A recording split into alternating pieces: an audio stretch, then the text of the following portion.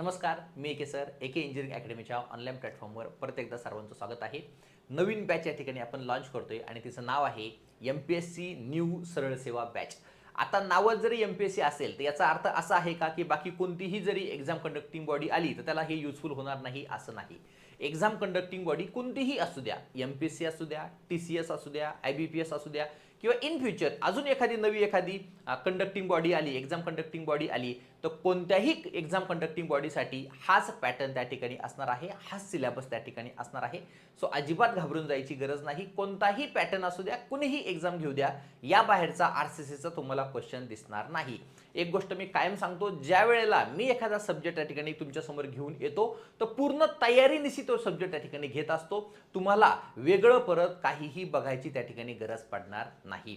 आज आपण नवीन सब्जेक्ट सुरू करतो तो म्हणजे RCC. ठीक आहे, रेनफोर्स सिमेंट कॉन्क्रीट. ठीक आहे, त्याआधी काही बेसिक गोष्टी आहेत या ठिकाणी मी तुम्हाला समजून सांगणार आहे.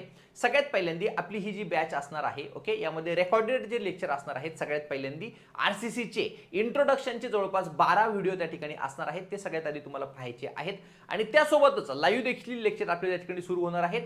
काही विद्यार्थ्यांची जी एक्झाम असणार आहे ही माझ्या मते 31 मेला त्या ठिकाणी राज्यसेवेचा पेपर आहे. त्यामुळे काही विद्यार्थ्यांनी त्या ठिकाणी रिक्वेस्ट केलेली आहे की सर ही बॅच तुम्ही 25 तारखेला जी सुरू करणार होतात ती 5 दिवस पुढेच म्हणजेच काय 1 जून पासून सुरू करा. तर आपली ही जी नवीन बॅच आहे ज्यामध्ये लाईव्ह लेक्चर जे असणार आहेत, टॉस आणि एसएचे हे लाईव्ह लेक्चर त्या ठिकाणी सुरू होणार आहेत 1 जून पासून आणि तो सब्जेक्ट देखील मीच त्या ठिकाणी कंडक्ट करणार आहे. ठीक आहे, सो तोपर्यंत तुम्हाला RCC चे इंट्रोडक्शनचे 12 व्हिडिओज तुम्हाला पाहायचे आहेत. हा पहिला व्हिडिओ तुम्ही युट्यूबवर किंवा ॲपवर तुम्ही पाहत असाल. त्यानंतर बाकीचे सर्व जे लेक्चर असणार आहेत हे तुम्हाला एके इंजिनिअरिंग अकॅडमीचं ॲप्लिकेशन डाउनलोड करायचं आहे आणि त्यामध्ये पाहायचे आहेत. ओके, बेसिकली तुमचं हे जे इंट्रोडक्शनचे लेक्चर असणार आहेत, 12 RCC चे इंट्रोडक्शनचे लेक्चर असणार आहे. यामध्ये आपण ज्या बेसिक गोष्टी तुम्हाला RCC मध्ये लागतात आणि त्यावर क्वेश्चन देखील MPSC मध्ये विचारले गेलेले आहेत आणि विचारले जातील. TCS पॅटर्न असू द्या, IBPS पॅटर्न असू द्या, सगळीकडे तुम्हाला हे लेक्चर लागणार आहेत. त्यासोबतच जे तुमचे अमेंडमेंट झालेले आहेत, आता तुमचा जो काही तुमचा रूल असणार आहे, तुमचं काही ऍक्ट असणार आहे, बरोबर ना, त्या ऍक्ट मध्ये जवळपास तुमचे 6 अमेंडमेंट त्या ठिकाणी झालेले आहेत. हे सगळेचे सगळे अमेंडमेंट मी ह्या इंट्रोडक्शनच्या लेक्चरमध्ये कव्हर केलेले आहेत. सो घाबरून जायची गरज नाही. भरपूर वेळा विद्यार्थ्यांना असं वाटतं की सर अमेंडमेंट झाले, आम्ही अजून जुन्याच व्हॅल्यू बघतोय, तर काळजी करण्याची गरज नाही. मी सगळे अमेंडमेंट या ठिकाणी कव्हर केलेले आहेत. ह्या इंट्रोडक्शनच्या लेक्चरमधून तुम्हाला मॅक्झिमम क्वेश्चन या ठिकाणी एक्झाम मध्ये आलेले दिसतील. ठीक आहे, सो बिग अनाउन्समेंट या ठिकाणी तुमचा टॉस आणि एसे हा सब्जेक्ट देखील मीच घेणार आहे. लाईव्ह फॉर्मॅटमध्ये हा सब्जेक्ट असणार आहे. ॲपमध्ये हे सुरू होणार आहे 1 जून पासून. त्याआधी तुम्हाला 1 जून पर्यंत तुम्हाला RCC चे इंट्रोडक्शनचे व्हिडिओज तुम्हाला त्या ठिकाणी पाहून घ्यायचे आहेत. ठीक आहे, सो आपली जी बॅच असणार आहे ह्या बॅचची फीज किती असणार आहे तर तुम्ही मार्केटमध्ये आता पाहिलं भरपूर ठिकाणी तुम्हाला फीज 10,000, 15,000, 20,000, 25,000, 30,000 एवढी फीज दिसेल. पण विद्यार्थ्यांचा विचार करून आपण ह्या बॅचची फीज फक्त आणि फक्त किती ठेवलेली आहे, 9,000 ठेवलेली आहे. त्यावर देखील तुम्हाला 1,500 रुपयाचा प्रत्येक विद्यार्थ्याला डिस्काउंट मिळणार आहे. तो असणार आहे 7,499 रुपयामध्ये, म्हणजे 7,500 रुपयामध्ये तुम्हाला ही बॅच मिळणार आहे.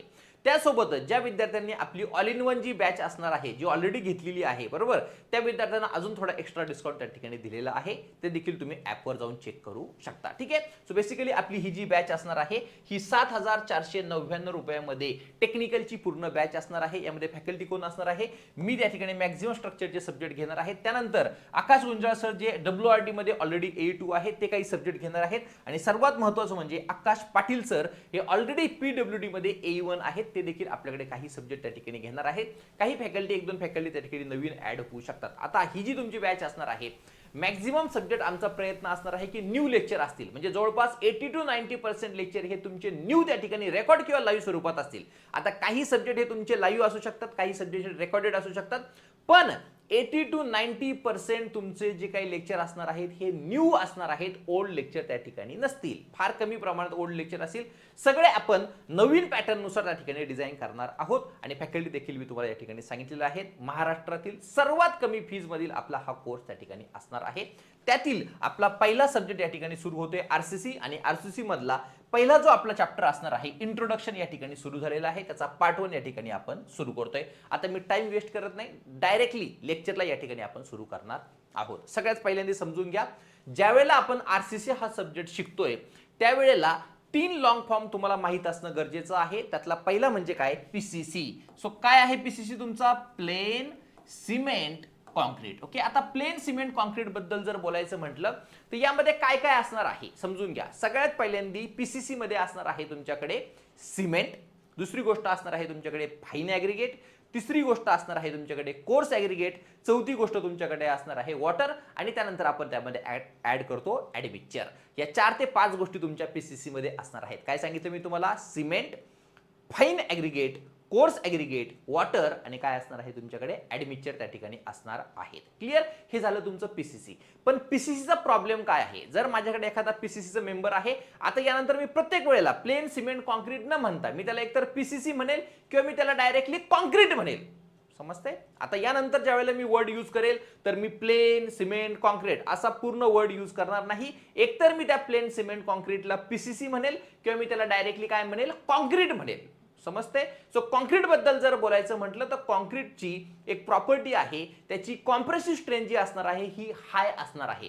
पण त्याचं एक डिसएडव्हान्टेज आहे की त्याची जी टेन्साइल स्ट्रेंथ असणार आहे ती कमी असणार आहे, डायरेक्टली निग्लिजिबल त्या ठिकाणी असणार आहे. सांगण्याचा उद्देश आहे की माझ्याकडे एखादा कंपोनंट आहे, तो मी कॉन्क्रीटचा बनवलेला आहे किंवा पीसीसीचा बनवलेला आहे, त्यावर जर मी कॉम्प्रेसिव्ह लोड ऍड केला किंवा कॉम्प्रेसिव्ह स्ट्रेस ऍड केला तर त्याची जी स्ट्रेंथ असणार आहे ही जास्त असणार आहे.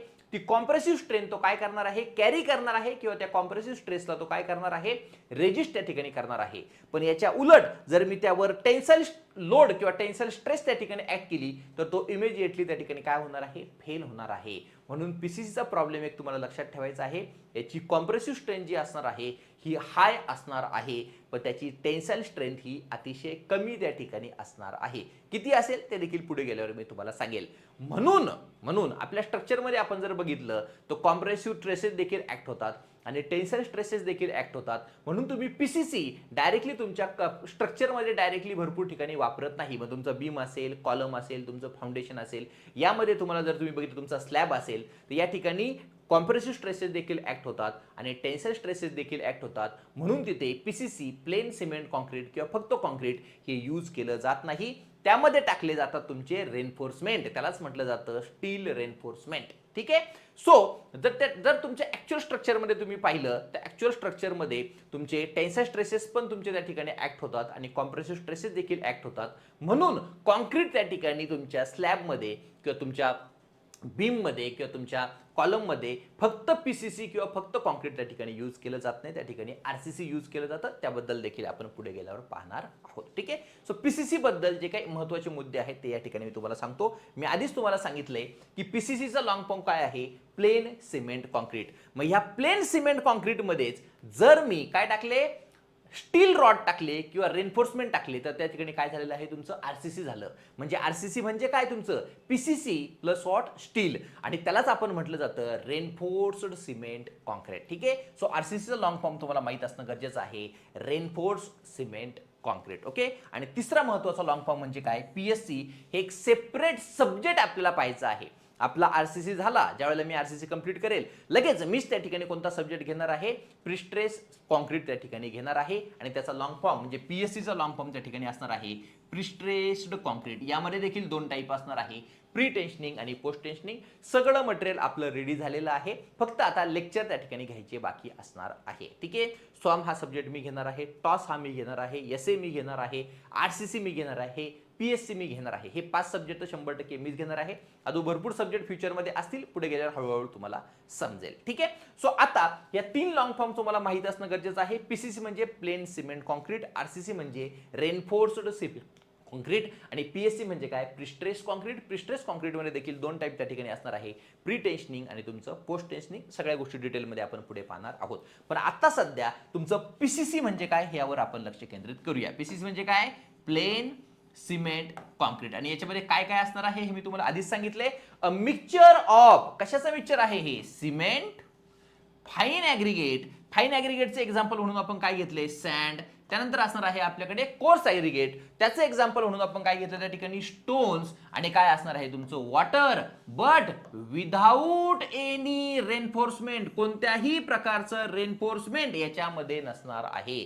सो पीसीसी मध्ये फक्त तुमचं असणार आहे सिमेंट, त्यानंतर फाईन ॲग्रीगेट, कोर्स ॲग्रिगेट आणि तुमचं वॉटर आणि ॲडमिक्सचर ॲड केलं तर तुम्ही त्या ठिकाणी करू शकता, पण याच्यामध्ये तुमचं कोणत्याही प्रकारचं रेनफोर्समेंट नसणार आहे. त्याची प्रॉपर्टी काय आहे, पीसीसी कॅन कॅरी ओनली, काय कॅरी करणार आहे, ओनली कॉम्प्रेसिव्ह स्ट्रेसेस त्या ठिकाणी कॅरी करणार आहे, बट कॅन नॉट रेजिस्ट, काय रेजिस्ट करणार नाहीये ते, टेन्साईल स्ट्रेसेस त्या ठिकाणी रेजिस्ट करणार नाही. म्हणून आपल्याला कशाचा यूज करावा लागतो, आरसीसीचा त्या ठिकाणी यूज करावा लागतो. मग बेसिकली याचा यूज होतो की नाही, तो होतो. मग कुठे कुठे होतो तेच या ठिकाणी सांगितलेलं आहे. It is mainly used for, कुठे, फ्लोरिंग मध्ये तुम्ही याचा यूज करू शकता, कॉन्क्रीटचा प्युमेंट साठी त्याचा यूज करू शकता, किंवा तुमचा बेस जो असणार आहे फाउंडेशनचा त्यामध्ये देखील तुम्ही कशाचा यूज करू शकता, पीसीसी म्हणजे कॉन्क्रीटचा त्या ठिकाणी यूज करू शकता. ठीक आहे, या बेसिक गोष्टी आहेत, तुम्हाला माहित असणं गरजेचं आहे, मस्ट आहे. ठीक आहे, सो आता आपण पाहणार आहोत आरसीसी. काय आहे आरसीसीचा long form, reinforced cement concrete. ठीक आहे, आता याच्यामध्ये काय काय असणार आहे मी तुम्हाला मगाशीच सांगितलं. ऑलरेडी मी तुम्हाला सांगितलं पीसीसी मध्ये जे काही तुमचे घटक असणार आहेत हे सगळे तुमचे आरसीसी मध्ये असणार आहे.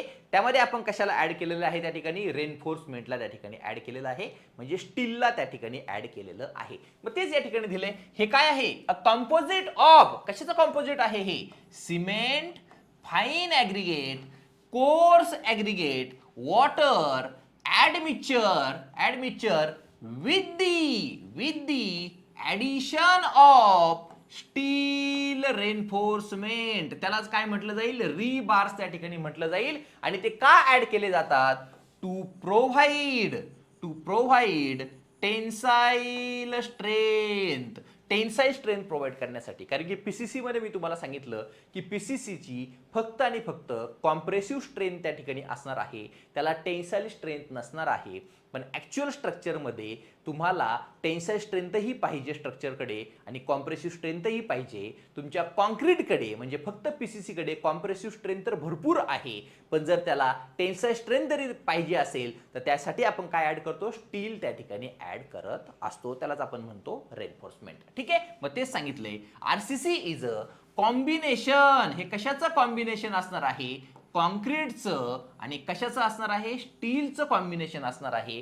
कॉन्क्रीटकडे काय असणार आहे, स्ट्रॉंग त्या ठिकाणी काय असणार आहे, कॉम्प्रेशन असणार आहे. आणि स्टीलकडे काय असणार आहे, हे कशामध्ये स्ट्रॉंग असणार आहे, टेन्शन मध्ये स्ट्रॉंग असणार आहे.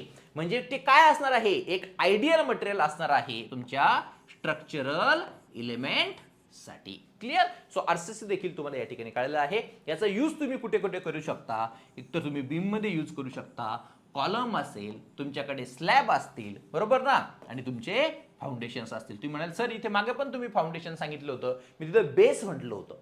फाउंडेशनचा जो बेस असणार आहे, बरोबर ना, तो तुम्ही पीसीसीचा बनवायचा आहे, पण बाकीचं वरचं जे तुमचं स्ट्रक्चर असणार आहे हे परत एकदा कशाचं असणार आहे, आरसीसीचं त्या ठिकाणी असणार आहे. ओके, आणि हे काय कॅरी करणार आहे, दोन्हीच्या दोन्ही, एक तर तुमचं कॉम्प्रेसिव्ह स्ट्रेस देखील कॅरी करणार आहे आणि तुमचा टेन्साईल स्ट्रेस देखील त्या ठिकाणी कॅरी करणार आहे.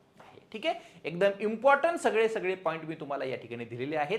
प्रत्येक पॉइंट हा एक्झाम मध्ये तुम्हाला क्वेश्चन म्हणून विचारला जाऊ शकतो, कशालाही या ठिकाणी लाईटली घ्यायचं नाही. ठीक आहे, चला पुढे जातोय आपण आता. कॉन्क्रीट आणि स्टील बद्दल काही महत्त्वाच्या गोष्टी आहेत त्या या ठिकाणी आपल्याला समजून घ्यायच्या आहेत. ओके, सो कॉन्क्रीट मध्ये बेसिकली काय असणार आहे, तुमच्याकडे सिमेंट, नंतर असणार आहे फाईन ॲग्रिगेट, नंतर असणार आहे कोर्स ॲग्रिगेट, नंतर असणार आहे वॉटर, नंतर असणार आहे तुमच्याकडे ॲडमिक्सचर. ठीक आहे, आता या प्रत्येकाचं काम काय आहे, एकदम सिंपल आहे.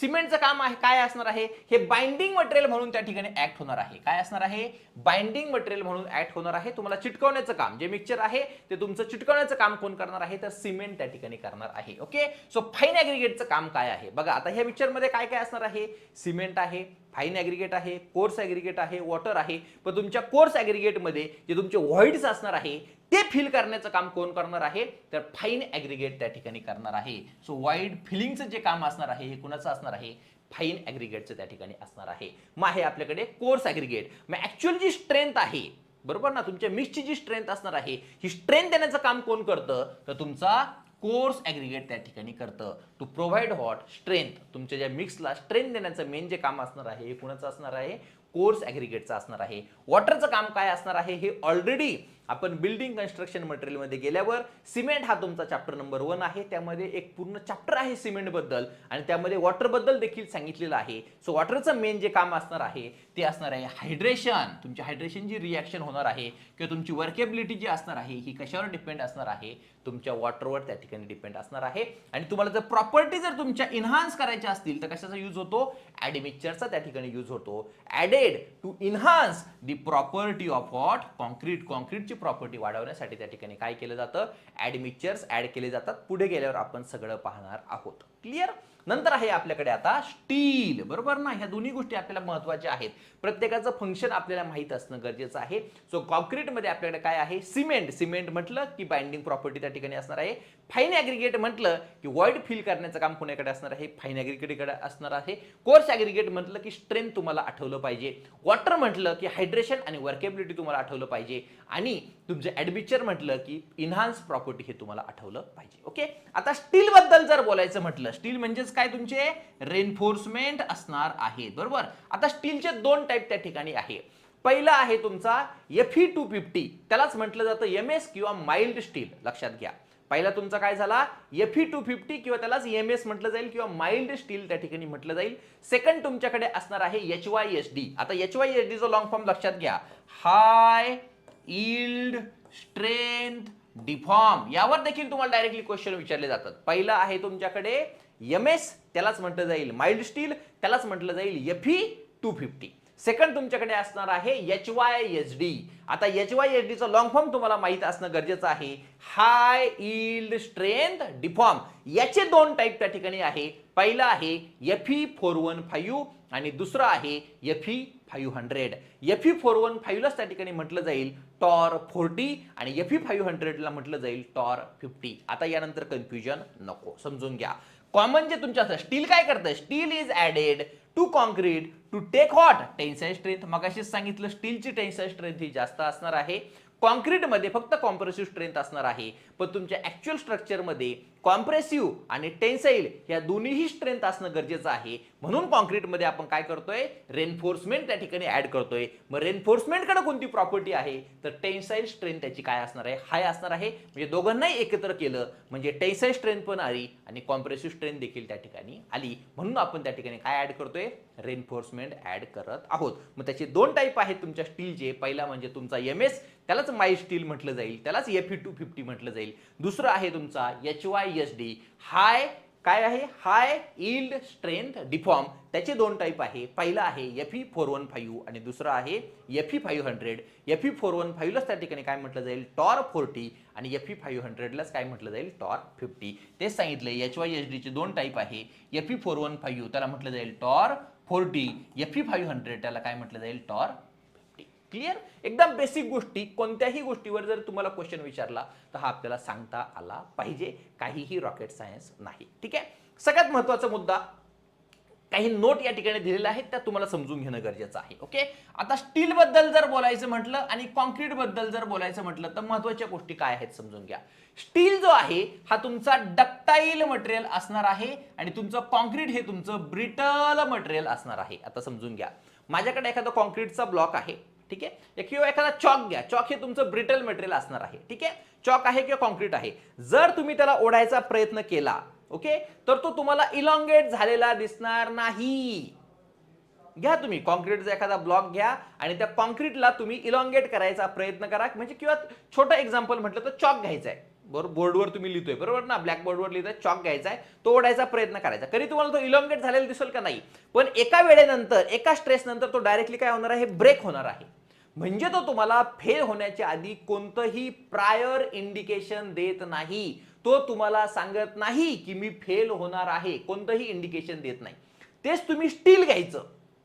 स्टील घ्यायचं तुम्ही जर इंजिनिअरिंग मध्ये जर टेन्साइल टेस्टिंग मशीनवर जर तुम्ही टेस्ट केली असेल तर तुम्हाला तिथे स्टील घेतलेलं दिसेल. तर स्टील घेतलं आणि स्टीलला काय करायचंय, इलॉंगेट करायचंय. तर तुम्हाला ऍक्च्युअल मध्ये डोळ्याने दिसेल की तो काय होतोय, इलॉंगेट होत आहे. म्हणजे तो तुम्हाला सांगतोय की मी फेल होणार आहे, आता लोड अप्लाय करायचं बंद करा.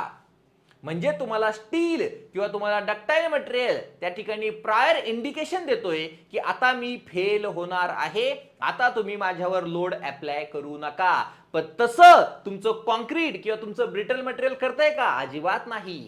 कॉन्क्रीट जो असणार आहे तुमचा, हा कॉन्क्रीट टेन्साईल लोड ऍक्ट केल्यानंतर कोणत्याही प्रकारचं प्रायर इंडिकेशन देत नाही, म्हणजे तो इलॉंगेट होत नाही. एका पर्टिक्युलर स्ट्रेसला तो डायरेक्टली काय होणार आहे? फेल होणार आहे.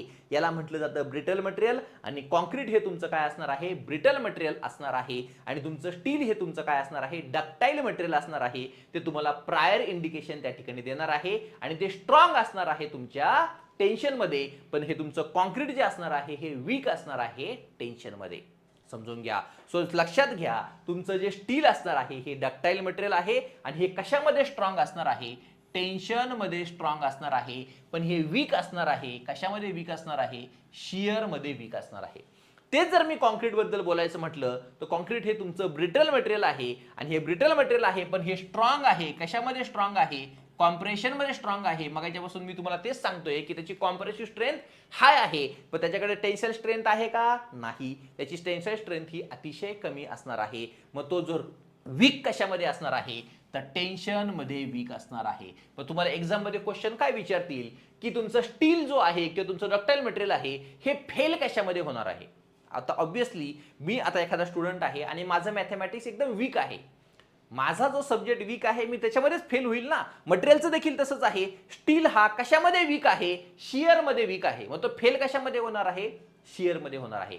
तसंच कॉन्क्रीट बद्दल विचारतील, कॉन्क्रीट हा कशामध्ये फेल होणार आहे? तो कॉन्क्रीट हा कशामध्ये वीक आहे? तर टेन्शन मध्ये वीक आहे. मग तो फेल होताना देखील कशामध्ये होणार आहे?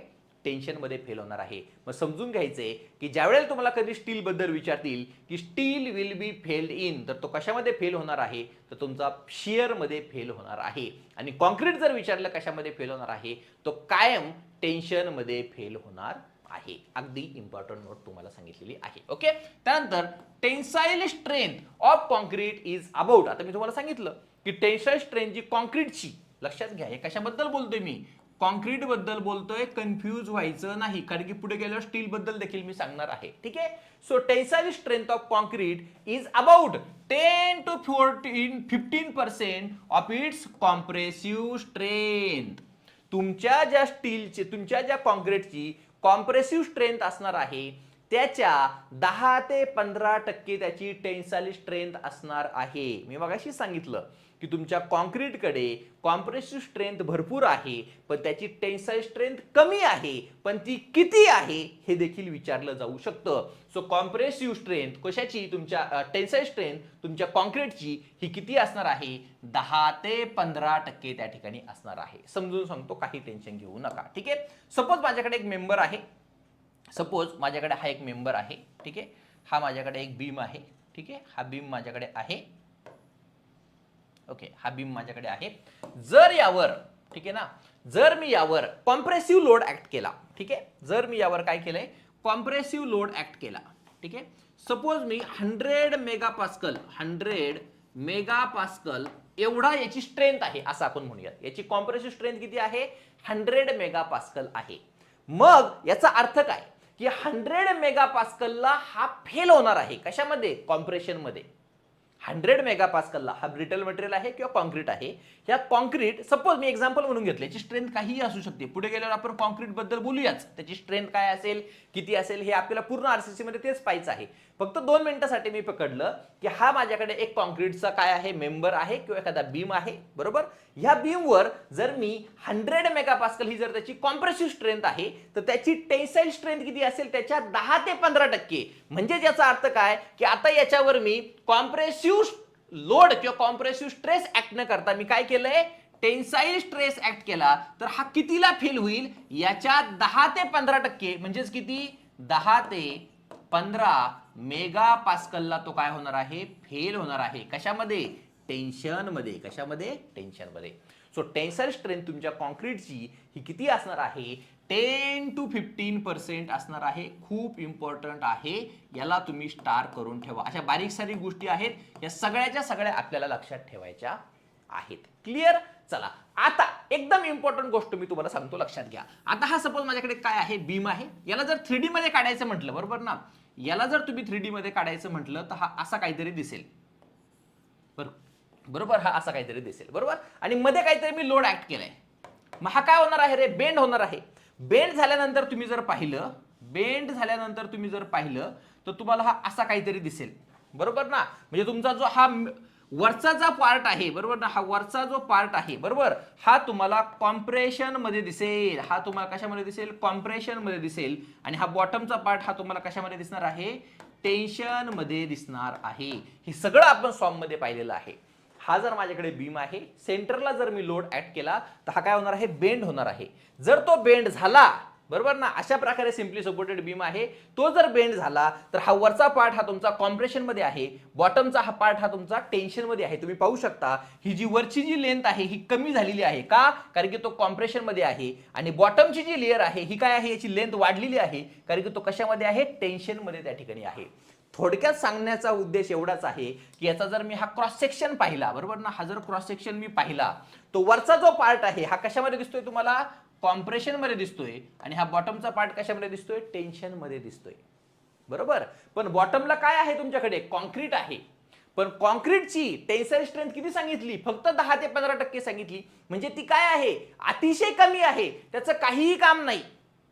कॉन्क्रीटची स्ट्रेंथ त्याच्यापेक्षा जास्त स्ट्रेंथ त्याच्यावर ऍक्ट होणार आहे. मग जर तुम्ही बघितलं कॉन्क्रीटमध्ये जर त्या ठिकाणी टेन्साइल स्ट्रेंथ ऍक्ट झाला, कारण तो टेन्शन मध्ये, बघा हा पूर्ण कॉन्क्रीटचा होता ना, हा पूर्ण काय होता तुमचा, कॉन्क्रीटचा होता. या कॉन्क्रीटमध्ये, बरोबर, हा कॉन्क्रीटचा तुमचा बीम आहे, याच्यावर मी लोड ऍड केला, वरती तुमचं काय झालंय, कॉम्प्रेशन आहे. तुम्ही पाहू शकता वरती कॉम्प्रेशन आहे, पण बॉटम फायबरला काय आहे, टेन्शन आहे.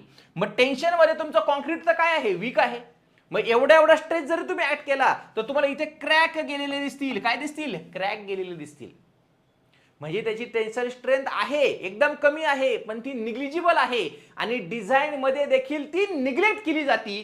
हा क्लॉज खूप इम्पॉर्टंट आहे, पुढे गेल्यावर तुम्हाला लागणार आहे. म्हणूनच आपण बॉटम साइडला म्हणजे टेन्शन जो झोन असणार आहे तिथे काय प्रोव्हाइड करतो, स्टील प्रोव्हाइड करतो. म्हणूनच तुम्हाला दिसेल की जिथे क्रॅक जात आहे इथे तुम्हाला स्टील रेन्फोर्समेंट प्रोव्हाइड केलेलं दिसेल, कारण की त्याचे टेन्साइल स्ट्रेसेस जे असणार आहे ते कोण, कॉन्क्रीट तर कॅरी करत नाहीये, मग कोण कॅरी करणार आहे, स्टील त्या ठिकाणी कॅरी करणार आहे. म्हणून डिझाईन मध्ये टेन्शन झोन मधलं जे कॉन्क्रीट असणार आहे ते निग्लेक्ट केलेलं असणार आहे. डिझाईन मध्ये आपण त्याला कन्सिडर करणार नाही, पुढे गेल्यावर बीम मध्ये आपल्याला हे लागणार आहे. हा क्लॉज खूप इम्पॉर्टंट आहे, तेच इथे लिहिलेलं आहे, टेन्साइल स्ट्रेंथ ऑफ कॉन्क्रीट. याला तुम्ही 5-6 स्टार करून ठेवा, पुढे गेल्यावर आपल्याला हे लागणार आहे. ठीक आहे, कारण की त्याची स्ट्रेंथच कमी आहे, टेन्साइल स्ट्रेंथ कमी आहे. कॉम्प्रेसिव्ह स्ट्रेंथ भरपूर आहे कॉन्क्रीटकडे, पण त्याची जी टेन्साइल स्ट्रेंथ आहे ही काय आहे, अतिशय कमी असणार आहे. आणि जर त्याची टेन्साइल स्ट्रेंथ कमी आहे मग तो कमी टेन्साइल स्ट्रेंथला देखील, कमी टेन्साइल स्ट्रेसेसला देखील काय होणार आहे, फेल होणार आहे. आणि जर तो फेल झाला तर तुम्हाला तिथे लगेच काय दिसणार आहे, क्रॅक दिसणार आहे. मग कॉन्क्रीट जर त्या ठिकाणी टेन्साइल स्ट्रेसेस घेतच नाही मग त्याला डिझाईन मध्ये का कन्सिडर करायचं, करायचीच गरज नाही. पण त्याचं कारण तुम्हाला विचारू शकता की डिझाईन मध्ये टेन्शन साइडचं, बरोबर ना, वरचं नाही, वरती तर कॉम्प्रेसिव्ह स्ट्रेस कॅरी करतो, वरचं आपल्याला कन्सिडर करायचं डिझाईन मध्ये, पण खालचं टेन्शन साइडचं जे तुमचं कॉन्क्रीट असणार आहे त्याला आपण काय करतोय, निग्लेक्ट करतो. त्याचं कारण तुम्हाला विचारू शकता, कारण की त्याची टेन्साइल स्ट्रेंथ ही काय असणार आहे, फार कमी असणार आहे. तेच सांगितले, tensile strength of concrete is neglected. Neglect केलं म्हणजेच काय, that is concrete on tension side, concrete on tension side is neglected. म्हणजे टेन्शन साइडचं कॉन्क्रीट हे तुम्हाला डिझाईन मध्ये घ्यायचं नाही. डिझाईन मध्ये त्याला काय केलेलं आहे, निग्लेक्ट केलेलं आहे. का केलंय, बिकॉज इट इज ब्रिटल. सगळ्यात पहिलं रिझन ते काय आहे, ब्रिटल आहे. किंवा cracks at low tensile stresses, एकदम कमी टेन्साइल स्ट्रेसेसला देखील तुम्हाला त्या ठिकाणी काय दिसतील, क्रॅक्स दिसतील. And can not be safely resist tension, आणि ते टेन्शनला सेफली रेजिस्ट करत नाही. Therefore steel reinforcement is provide to carry all tensile forces. आणि तेच टेन्साइल फोर्सेस कॅरी करण्यासाठी आपण कशाला प्रोव्हाइड करतोय, रेन्फोर्समेंटला, म्हणजे स्टीलला त्या ठिकाणी प्रोव्हाइड करत आहे. पण महत्वाचा मुद्दा, टेन्शन साईडला जे कॉन्क्रीट असणार आहे त्याला आपण डिझाईनमध्ये कन्सिडर करणार नाही, त्याला डायरेक्टली आपण काय करणार आहोत, निग्लेक्ट करणार आहोत. त्याचं रिझन त्याचे टेन्साईल स्ट्रेसेस का टेन्साईल स्ट्रेन जी असणार आहे ही अतिशय कमी असणार आहे. क्लिअर? हा पहिला मुद्दा. आणि दुसरा महत्वाचा क्लॉज फार इम्पॉर्टंट आहे, स्ट्रेन कॉम्पॅटिबिलिटी. लक्षात घ्या, आता मी म्हटलं इथं की मी रेन्फोर्समेंट टाकले, मग आता हे तुमचं आरसीसी झाला.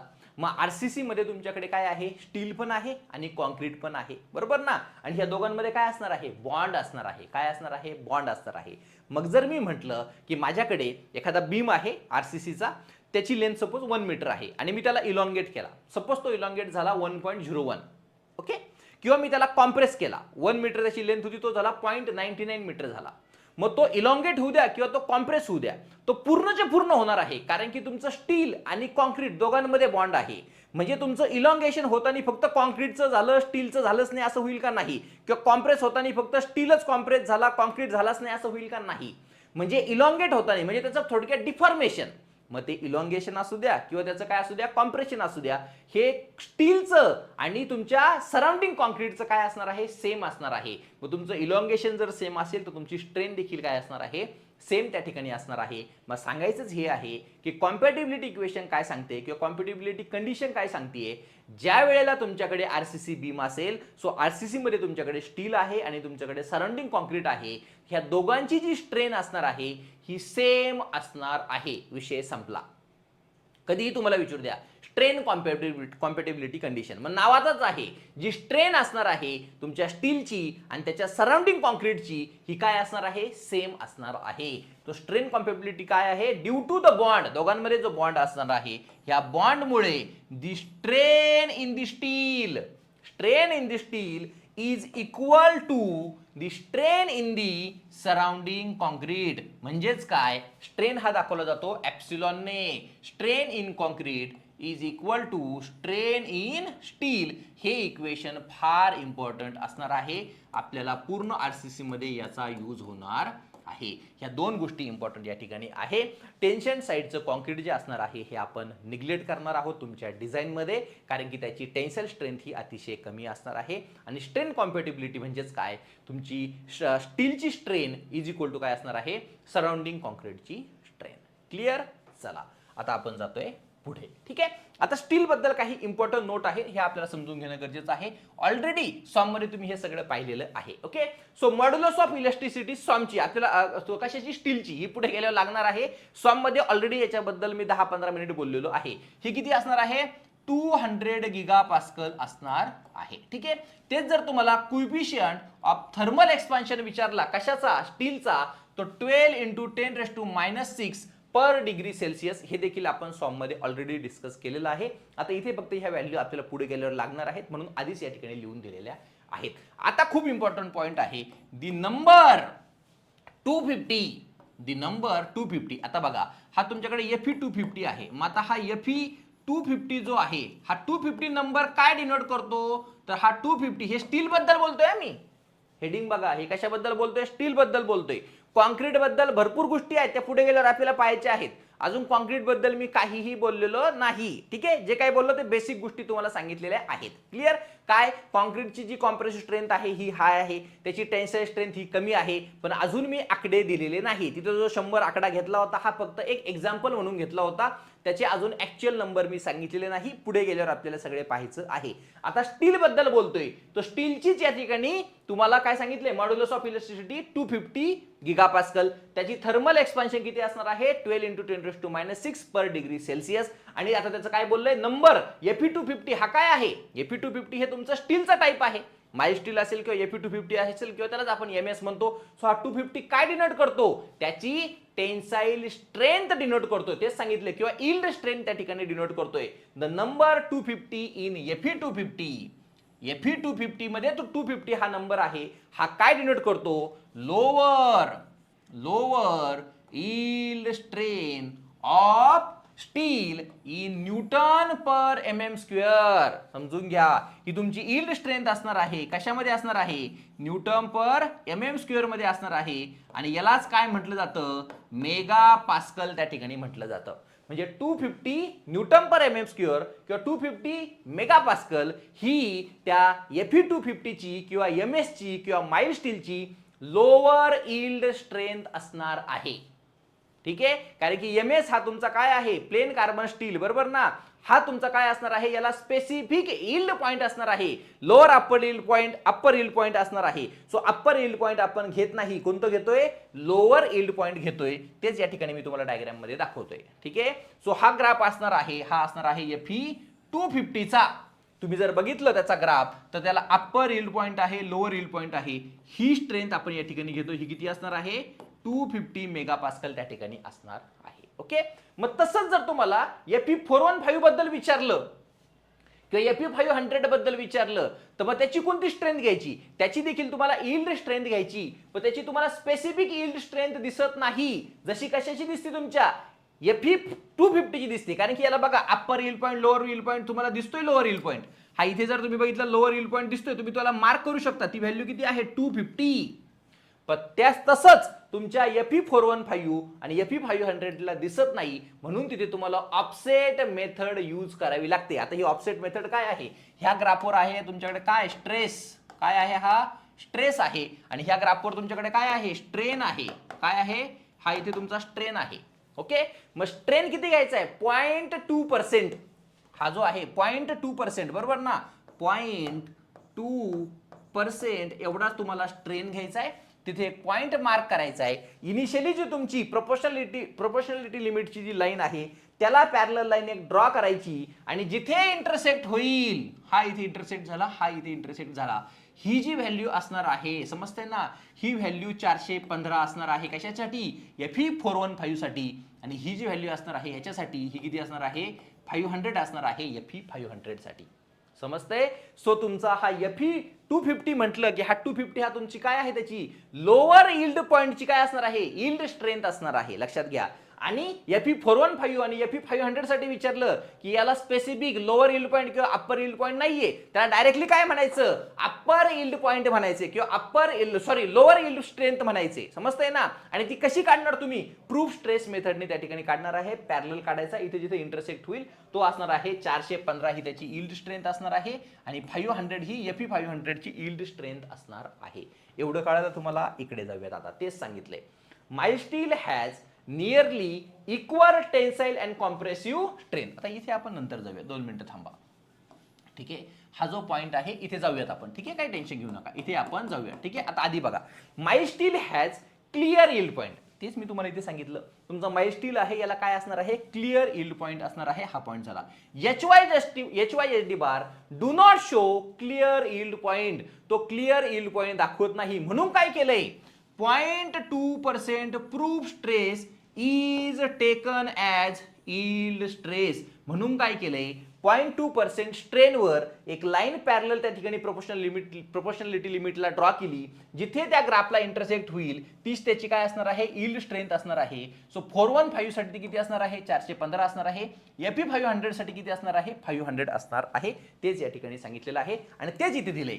यील्ड स्ट्रेंथ नावातच आहे. Fe250 म्हटलं की 250 मेगापास्कल ही त्याची यील्ड स्ट्रेंथ झाली. Fe415 म्हटलं की त्याची 415 ही मेगापास्कल ही काय असणार आहे, यील्ड स्ट्रेंथ असणार आहे. आणि Fe500 म्हटलं की 500 मेगापास्कल ही त्याची काय असणार आहे, यील्ड स्ट्रेंथ त्या ठिकाणी असणार आहे. ओके, आता महत्वाचा मुद्दा, त्याची अल्टिमेट स्ट्रेंथ काय असेल, इथे द्या. काही टेन्शन न घेऊ, ग्राफ मध्ये फक्त पाहिजे, अजिबात टेन्शन घ्यायचं नाही. Fe250 चा ग्राफचा जो टॉप मोस्ट पॉइंट असणार आहे, हा इथे दिसतोय, ही त्याची अल्टिमेट स्ट्रेंथ असणार आहे. अल्टिमेट स्ट्रेंथ, ठीक आहे, अल्टिमेट स्ट्रेंथ असणार आहे. तशीच Fe415 चा हा या ठिकाणी बघितलं तुम्ही, हा इथे अल्टिमेट पॉइंट असणार आहे. आणि तसंच Fe500 चा हा अल्टिमेट पॉइंट असणार आहे.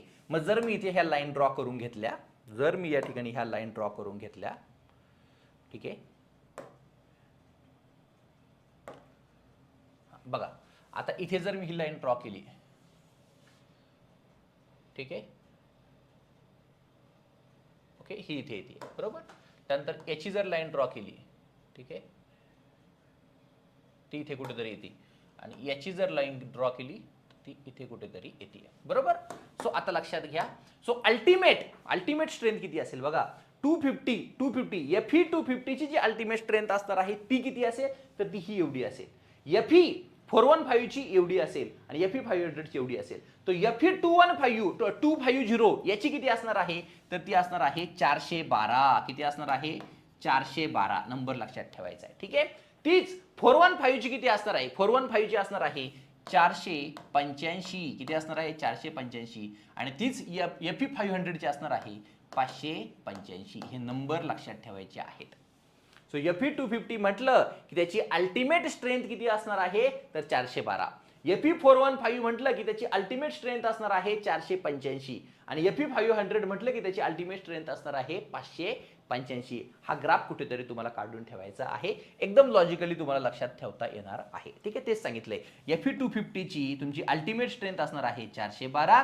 Fe 415 ची किती असणार आहे 485 आणि Fe 500 ची असणार आहे 585. आता हे नंबर तुम्ही आयुष्यात कधीही विसरू शकणार नाही. ओके. हा मुद्दा इथे राहिला होता. माय steel has nearly equal tensile and compressive strength. तुम्ही म्हणाल सर अरे तुम्ही आत्ताच सांगितलं होतं की तुमची जी स्ट्रेंथ असणार आहे टेन्साईल स्ट्रेंथ ही फक्त 10 to 15% ऑफ कॉम्प्रेसिव्ह स्ट्रेंथ असेल. अरे पण मी तुम्हाला ती कॉन्क्रीटची सांगितली होती. समजतंय ना. कॉन्क्रीटची जी टेन्साईल स्ट्रेंथ असणार आहे ही 10 to 15% ऑफ काय असणार आहे कॉम्प्रेसिव्ह स्ट्रेंथ असणार आहे. आता इथे मी स्टील बद्दल बोलतोय. हेडिंग नीट समजून घ्या. कशाबद्दल बोलतोय स्टील बद्दल बोलतोय. त्याच्यातल्या त्यात मी कशाबद्दल बोलतोय MS बद्दल बोलतोय. माय स्टील बद्दल बोलतोय. माय steel has nearly equal tensile and compressive strength. माय स्टीलची तुमची कॉम्प्रेसिव्ह स्ट्रेंथ आणि तुमची टेन्साईल स्ट्रेंथ जी असणार आहे ही नियरली इक्वल असणार आहे. यावर देखील क्वेश्चन विचारला जाऊ शकतो. मध्ये किती असेल 250 टेन्साईल स्ट्रेंथ आहे आणि कॉम्प्रेसिव्ह स्ट्रेंथ 262 आहे. नियरली काय असणार आहे इक्वल असणार आहे. क्लिअर. हे सगळे पॉईंट तुम्हाला समजून घेणं गरजेचं आहे. आता 3 महत्त्वाचे मुद्दे आहे. जर माझ्याकडे क्यूब मला एखादी टेस्ट करायची आहे क्यूब टेस्ट त्या ठिकाणी करायची आहे बरोबर ना. जर मला क्यूब टेस्ट करायची असेल बरोबर ना तर हे जे डायमेन्शन असणार आहेत तुमचे बरोबर ना 3 जे डायमेन्शन असणार आहेत हे काय असणार आहे. तो कॉन्क्रीटसाठी बघितलं कॉन्क्रीटची जर टेस्टिंग करायची असेल तर 150 बाय 150 बाय 150. तेच जर सिमेंटचं असेल तर 70.7 70.7 आणि 70.7 आणि तेच जर ग्राउंडचं असेल तर 100 बाय 100 बाय 100. हे 3 डायमेन्शन तुम्हाला लक्षात ठेवायचं आहे. कॉन्क्रीट म्हटलं की 150 समोर आलं पाहिजे. सिमेंट म्हटलं की 70.7 समोर आलं पाहिजे आणि ग्राउंड म्हटलं की 100 त्या ठिकाणी समोर आलं पाहिजे. हे सगळे डायमेन्शन MM मध्ये त्या ठिकाणी असणार आहे. डायरेक्टली क्यूब टेस्टच्या साईज तुम्हाला त्या ठिकाणी विचारल्या जाऊ शकतात. क्लिअर. आता यावर एक्सपेक्टेड क्वेश्चन काय असू शकतात. मग MPSC असेल TCS असेल IBPS असेल यामध्ये एक्सपेक्टेड क्वेश्चन्स काय असू शकतात ते या ठिकाणी आपण पाहणार आहोत. 20 क्वेश्चन्स फक्त आपल्याला सॉल्व्ह करायचे आहेत आणि अशाच प्रकारे बाकीचे सगळे लेक्चर असतात. हे विद्यार्थ्यांनी ऑलरेडी काही विद्यार्थ्यांनी माझे फ्री स्वामचे लेक्चर पाहिले असतील. भरपूर सारे एक्झाम्पल टॉपिक झाला की लगेच मी घेत असतो म्हणजे तो टॉपिक तुमचा काय होतो लगेच क्लिअर त्या ठिकाणी होतो. ठीक आहे. सो हे 20 क्वेश्चन आपण या ठिकाणी पाहणार आहोत. पहिला क्वेश्चन काय आहे समजून घ्या. Which of the following statement is true for PCC. PCC साठी खालील कोणतं स्टेटमेंट काय आहे ट्रू आहे हे आपल्याला सांगायचं आहे. ओके. मग PCC म्हटलं की लगेच डोक्यात आलं पाहिजे. PCC मध्ये तुमचं काय आहे cement fine aggregate coarse aggregate बरोबर ना वॉटर याची कॉम्प्रेसिव्ह स्ट्रेंथ खूप आहे पण टेन्साईल स्ट्रेंथ आहे का नाही. म्हणून आपण डिझाईनमध्ये देखील त्याची टेन्शन साईडचं जे टेन्शन असणार आहे टेन्शन साईडचं जे तुमची स्ट्रेंथ असणार आहे कॉन्क्रीटला याला काय करतो निग्लेक्ट करतो कारण की त्याची टेन्साईल स्ट्रेंथ काय असते कमी असते निग्लिजिबल असते. मग PCC बद्दल कोणतं करेक्ट आहे हे आपण या ठिकाणी बोलणार आहोत. आणि तो काय आहे कॉन्क्रीट हा तुमचा काय आहे ब्रिटल मटेरियल आहे तो डक्टाईल आहे का नाही. आता बघूयात. It can carry both. संपला विषय. इथेच विषय संपला. हा कॉम्प्रेसिव्ह आणि टेन्साईल दोन्ही स्ट्रेसेस कॅरी करतो का हा नाही. तो फक्त कॉम्प्रेसिव्ह स्ट्रेस कॅरी करतो. हे आन्सर होऊ शकणार नाही. ठीक आहे. It contains steel. अरे PCC मध्ये स्टील आहे का नाही. विषय संपला. इट इज हायली डक्टाईल आहे का नाही. कॉन्क्रीट हा तुमचा ब्रिटल आहे. तुमचा आन्सर असणार आहे it is mainly used as flooring और बेस ऑफ द फाउंडेशन. याला फाउंडेशनच्या बेसला किंवा फ्लोरिंगला त्या ठिकाणी यूज केला जातो. ठीक आहे. So question number 2. Why is concrete tensile strength neglected in RCC. मगाशी मी तुम्हाला सांगितलं RCC मध्ये टेन्शन साईडला कॉन्क्रीटची टेन्साईल स्ट्रेंथ ही काय केली जाते निग्लेक्ट केली जाते. का निग्लेक्ट केली जाते? रिझन दिले. कॉन्क्रीट डक्टाईल आहे का? नाही. रिड्यूस कॉस्ट आहे का? नाही. Concrete is strong in tension आहे का? नाही. त्याचं काय मेन रिझन आहे? Tensile strength is what? Very low. कॉन्क्रीटची जी टेन्साईल स्ट्रेंथ असणार आहे ही खूप काय असणार आहे? कमी त्या ठिकाणी असणार आहे. 3 नंबरचा question, which component of the concrete act as a binding material? मगाशी सांगितलं सिमेंट हा तुमचा बाइंडिंग मटेरियल म्हणून यूज होईल. फाईन ॲग्रिगेट काय? व्हाईट फिलिंगसाठी यूज होईल. कोर्स ॲग्रिगेट हे तुमची स्ट्रेंथ देणार आहे. वॉटर हे तुमचं हायड्रेशन आणि वर्केबिलिटीसाठी तुम्हाला लक्षात ठेवायचं आहे. Which type of steel is commonly use for RCC reinforcement with clear yield point? Clear yield point हा फक्त कशासाठी आहे रे? माइल्ड स्टीलसाठी असणार आहे. म्हणजे आन्सर काय असणार आहे? एमएस त्या ठिकाणी असणार आहे. आरसीसी मध्ये माइल्ड स्टील पण वापरतात, HYSD 415 पण वापरतात, HYSD 500 पण वापरतात. पण तुम्हाला यांनी काय सांगितले? आरसीसी मध्ये यूज करतोय पण त्याला काय आहे? क्लिअर यील्ड पॉईंट आहे. मग तो कोण असणार आहे? एमएस त्या ठिकाणी असणार आहे. Question number 5, the primary reason for adding steel to concrete. कॉन्क्रीटमध्ये स्टील ऍड करण्याचं प्रायमरी रिझन काय आहे? टू इन्क्रीज कॉम्प्रेसिव्ह स्ट्रेंथ आहे का? नाही. कॉन्क्रीटकडे ऑलरेडी कॉम्प्रेसिव्ह स्ट्रेंथ भरपूर आहे. टू रिड्यूस वर्केबिलिटी आहे का? नाही. टू रिड्यूस हायड्रेशन आहे का? नाही. To provide what? Tensile strength. त्याची टेन्साईल स्ट्रेंथ वाढवण्यासाठी आपण त्या ठिकाणी स्टील त्या ठिकाणी ऍड करत असतो. HYSD bar do not show a clear yield point. Obviously HYSD म्हणजे 415 आणि FE 500 यांना कोणताही क्लिअर यील्ड पॉईंट नाही. मग अशा केसमध्ये आपण काय करतोय? प्रूफ स्ट्रेस मेथड त्या ठिकाणी यूज करत आहोत. Clear? 7, which of the following is correct regarding tensile and compressive strength of the mild steel? Mild स्टीलची जी कॉम्प्रेसिव्ह स्ट्रेंथ आणि तुमची टेन्साईल स्ट्रेंथ आहे याच्याबद्दल विचारलं, पण स्टील बद्दल विचारलंय. जर कॉन्क्रीट बद्दल विचारलं असतं तर ती किती असती? Tensile strength is 10 to 15% of what? Tensile strength compressive strength असते. पण इथे स्टील बद्दल विचारली, ही नियरली काय आहे? इक्वल आहे. नियरली इक्वल हे तुमचं आन्सर असणार आहे. कॉम्प्रेसिव्ह स्ट्रेंथ ही जास्त आहे पण 2 एरो दिले म्हणजे खूप जास्त आहे का? नाही. थोडी जास्त आहे. असं असतं हे आन्सर आलं असतं, पण काय आहे? नियरली इक्वल हे तुमचं करेक्ट आन्सर असणार आहे. The modulus of elasticity of steel used in RCC भरपूर वेळा या फॉर्म मध्ये देखील झालेलं आहे 200 gigapascal. The ultimate strength of Fe250 steel is. Ultimate विचारलंय बरं का, यील्ड विचारलेलं नाही. यील्ड विचारलं असतं तर 415 लगेच आलं असतं, पण अल्टिमेट स्ट्रेंथ तुम्हाला 415 Fe415 ची विचारली. किती आहे ती? 485 आहे. मागे जाऊन तुम्ही पाहू शकता. Which concrete component fills the void? कोण फिल करते? सिमेंट त्या ठिकाणी, सॉरी, कोण फिल करते? फाईन ॲग्रिगेट त्या ठिकाणी व्हाईड फिल करते. कोएफिशिएंट ऑफ थर्मल एक्सपान्शन कशाचा? स्टीलचा किती आहे? 12 × 10⁻⁶. RCC is composite of. हे कशाचं कंपोजिट आहे? कॉन्क्रीट आणि वॉटरचं आहे का? नाही. सिमेंट अँड सँडचं आहे का? नाही. कॉन्क्रीट अँड ॲडमिक्चर आहे का? फक्त नाही. याच्यामध्ये काय आहे? कॉन्क्रीट प्लस स्टील रेन्फोर्समेंट त्या ठिकाणी असणार आहे. क्वेश्चन नंबर 13 काय आहे? The strain compatibility principle in RCC. मग अशी सांगितलं, strain in steel is equal to strain in surrounding concrete. ते तुमचं काय असणार आहे? Compatibility equation. Steel and concrete have equal strain due to hot bonding. हे त्याचं कॉम्पॅटिबिलिटी इक्वेशन असणार आहे. Cube size for testing of cement. बघा इथे सिमेंटसाठी विचारलंय. कॉन्क्रीट जर असतं तर 150, सिमेंट असेल तर 70.7 आणि ग्राउट असेल तर 100. लक्षातच ठेवायचं.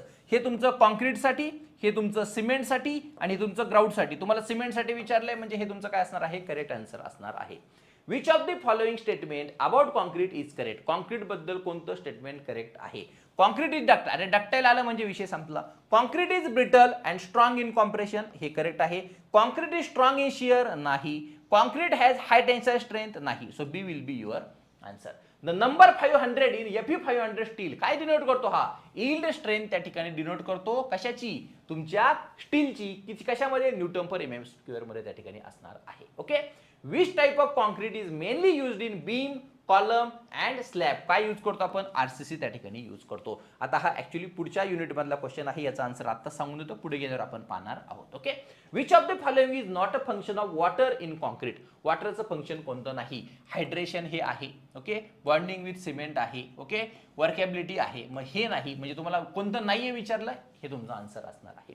Mild steel Fe250 has ultimate strength विचारली. अल्टिमेट स्ट्रेंथ किती आहे? 412. मागे जाऊन तुम्ही पाहू शकता. ठीक आहे. सो आरसीसीचा हा तुमचा झालाय इंट्रोडक्शनचा पार्ट 1. असे 10 ते 12 लेक्चर तुम्हाला दिसतील पुढे गेल्यावर. सगळे व्हिडिओज तुम्हाला पाहायचे आहेत. भेटूयात पुढच्या लेक्चरमध्ये. Thank you so much.